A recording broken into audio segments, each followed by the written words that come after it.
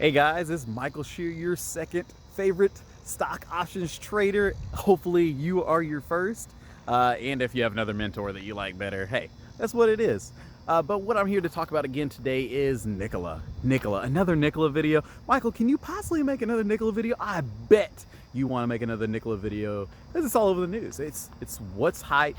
It's what's hyped up right now, and something we should know about.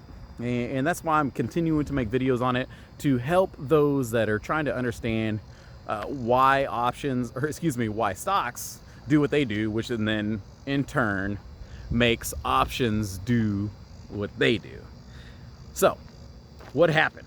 NKLA had, as we spoke last time, there was a big short seller, Hindenburg, that came out with a release talking about fraudulent activity that NKLA was putting out in their marketing. Basically, in essence, the videos that they were making, the CEO was going around saying things that were untrue about the company, untrue about its innovations, and basically calling them out and saying, hey, you're not doing what you're saying you're doing, you're losing money rapidly, and the stock's being pumped up by fraudulent act.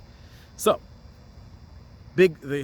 what that caused was another 11% down move in the market today.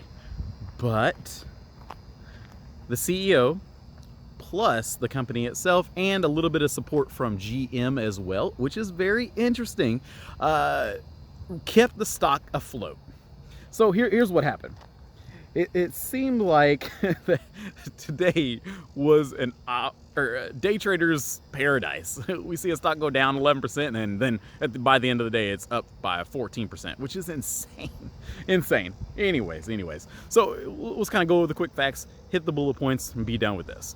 So what the press release basically came out and said was that just a rebuttal and just answering the questions, answering those fear factors that the market was taking as bad. So they said, okay, the video from 2017 saying, showing the semi truck rolling down the road somewhere in Arizona, middle of nowhere in the desert, was fake because it was not actually a working truck.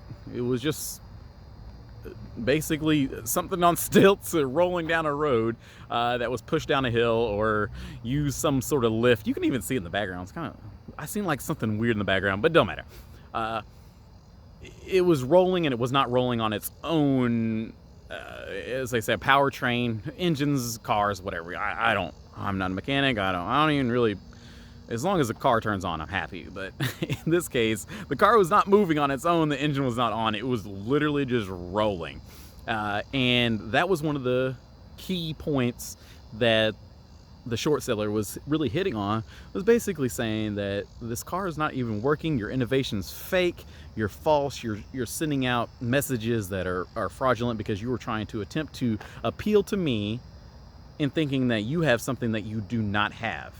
And you're putting that out in the air. Basically, the press release, if not any better, honestly, came out and said, yeah, that may be true, but we didn't say that it was running on its own.